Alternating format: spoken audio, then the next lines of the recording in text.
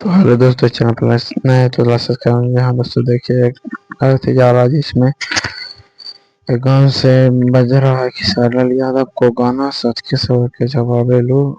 तो आप लोग क्या कह सकते हैं कि ये गाना बजाना उचित है या नहीं, ताकि एक मातम होता तो सभी लोग अथी मनाते हैं, कानते हैं, रोते हैं, पर सब लोग खुशी से नाच रहे हैं। तो इस तरह के अच्छा लग रहा है कि नहीं?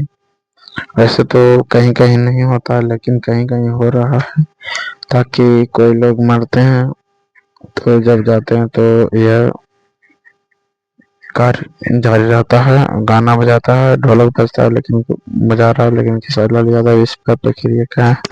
और लाइव आए को बोले कि बहुत दुख के बात में ही ये लोग हंसी मजाक में उड़ा रहे हैं।